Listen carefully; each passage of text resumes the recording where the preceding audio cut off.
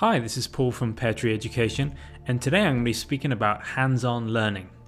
Despite my passion for integrated subjects, hands-on learning is without doubt the most important aspect of 21st century education. Without it, all the other elements are meaningless. While we can get a basic idea of something by listening and watching, we only really learn by actually doing. So it doesn't matter if the class uses technology, has integrated subjects, theme-based learning, etc. This is all meaningless if the students are doing nothing but listening to the teacher. Interestingly, I think teachers are actually very aware of this problem. On the other hand, I think they fall into the trap of teaching in the same manner in which they were taught when they were at school. Just like we end up raising our kids like our parents raised us, even though in some cases we swore blind that we would never do this. In other words, social conditioning takes over common sense.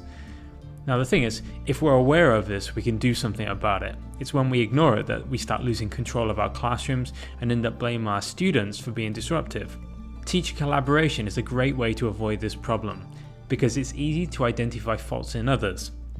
So long as you have trust between yourself and your colleague, you should be able to accept each other's feedback.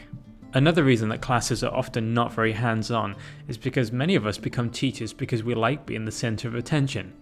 Maybe we were starved of this when we were younger, but now we can entertain others. We can show everyone how knowledgeable we are about a topic. We can impress students with how cool a demonstration we can give or how well we can use some technology in the school. And as an ESL teacher, I've seen many other ESL teachers who are just like this. They're entertainers, but they fail to realize that it's the students who are supposed to be learning the language, not them. So, if you want to help your students, get them doing all of the work. You may feel that this is time wasted, but the effort they're going to is part of the learning process. And your job, while all these things are going on, is to observe the students, watch how they interact, watch how they go about doing the things that you've asked them to do, and then give feedback on that and look for ways to improve it. If students can't carry out tasks or can't work together effectively, that's a big problem and that's something you need to address. Classes are certainly not about just filling your students' heads with facts. A third reason for the lack of hands-on learning in classrooms is often to do with a lack of resources or the cost of the equipment that's actually used to do something.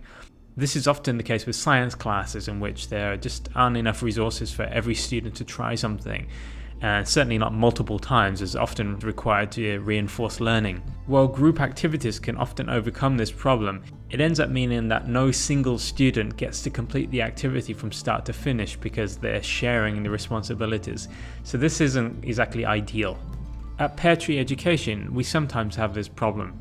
Even though we believe in investing money in resources, there are times when it's just not feasible to have unlimited resources for students to experiment with.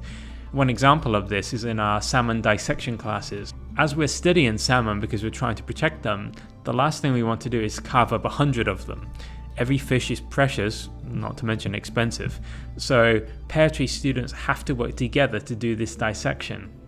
Nevertheless, we try to keep the demonstration by the instructor as hands-on as possible, with the instructor getting the students involved, getting them to touch the insides of the salmons, the organs, to describe the textures, density, and so on. It's not about the instructor telling the students, oh, by the way students, this is how this feels, when the students are quite capable of doing this themselves. It's much more interactive this way, and it means that there's collaboration going on in the learning process. Now, with regard to the reinforcement of this learning, where you learn something by doing it again and again, or experimenting, we use a virtual salmon dissection website so that the students can practice this dissection multiple times without needing to cut up another fish. Now, for me, virtual classes aren't exactly ideal because you don't have that tactile sensation of carrying out an experiment. You're not aware of the complexity of it because it's much more difficult doing it in person, but it still makes up for limited resources. What I think is that software developers should be making many more of these kinds of virtual tours for schools, especially for science. I remember one of the highlights of my chemistry classes was getting to burn magnesium, but it was a rare occurrence because I guess magnesium is quite expensive. Now, even just being able to practice again on a computer at that time would have been something, but just to be given one strip of magnesium and that was it, that was my experience, it wasn't exactly conducive to learning. I'd like to give you an example now of a real life situation where these things are all ignored. There's a computer game that I play from time to time, and I often watch instructional videos about this game to get tips and advice.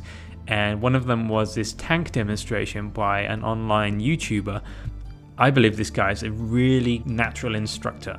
And he did a really decent thing where he created this virtual classroom, in other words, using the game environment as the classroom, and invited all these different young people to come to this training session, and he and some other instructors would teach them how to be better at the game. The attendance for this training session was quite high, and the students were around about 14, 15, and seemed really enthusiastic to want to learn. Unfortunately, the instructors quickly lost control of the class. Students were messing around. One boy was eventually kicked from the server for deliberately running over some other students with his tank. And there were just constant messages on the screen telling students not to do things, not to get in that tank, not to drive here, not to jump up and down. Meanwhile, the lecture just continued on and on and on. And in my mind, I just kept thinking to myself, just get them doing something. They're just listening to you for half an hour, 45 minutes. They're bored. If they wanted to listen to you, they could have just watched a video like I did, but they entered this virtual classroom because they wanted to take part in it. When students are in a classroom, whether they want to be there or not, they're there because they're there to learn how to do something. If all it's about is just listening to a teacher and suddenly understanding something, then they could just as well do this from home, watching you on a YouTube video, just like you are now, or read a book about it. I mean, obviously, there's more to learning than just listening to the teacher. There has to be the hands-on aspect. And for me, that's more important than listening to a teacher. Get kids doing something. Do not have them listening to you for hours upon end. This is the greatest sin about university education, 3-hour-long lectures. They should be completely banned from university education. Now, coming back to this game and this virtual demonstration, the reason the instructor lost control was because I think he fell in the trap of teaching in the same way as he was probably taught when he was younger. Very old school, very much about front-loading students, and his front-loading just went on and on and on. And he was demonstrating to the students how to do something, but then telling them not to try it themselves, and then doing another demonstration and again telling them not to do it. And if you show someone how to do something, they're going to want to try it themselves. Now, with these incessant lectures, teachers need to realize that students get bored really, really quickly. And it's not about filling their time with games and quizzes as a way to make it seem more exciting, or thinking to themselves, well, I've got this really cool interactive whiteboard now, so that will keep them hooked on listening to me. It's not about that at all. You need to do this kind of cycle of mini demonstrations, group practice, and then instructor or student feedback. So in other words, the students watch you do it, immediately they try it, and then immediately they get feedback both from you and from each other. In doing this, you develop this mutual trust where they can be trusted to listen to you for a short time, but you can be trusted to give them the freedom to try it too. So in other words, it's not just mutual trust, it's mutual respect as well. Everything that you teach must have some practical application. Otherwise, in my mind, you shouldn't be teaching it.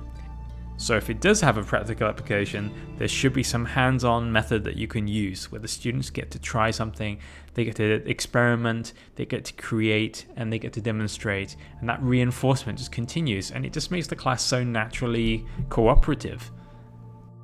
Until we get this right in our classrooms, there's absolutely no hope for 21st century education. You can forget the smart boards, you can forget the technology, the computers. As long as the teachers are doing all the work in the classroom and having all the fun, using all the equipment, 21st century education is a failure. Hands-on learning is the priority here. Everything else builds up from there. Okay, I think that wraps up today's video. If you've enjoyed it, please give us a rating. We always appreciate that. And if you've got any comments, please leave them below. If you haven't already done so, you can subscribe above. The next video I'll be bringing out would be about collaboration, both student collaboration and teacher collaboration, as is very much used in Finland. I hope you come back for that. This is Paul from Pear Tree Education. Thanks for watching.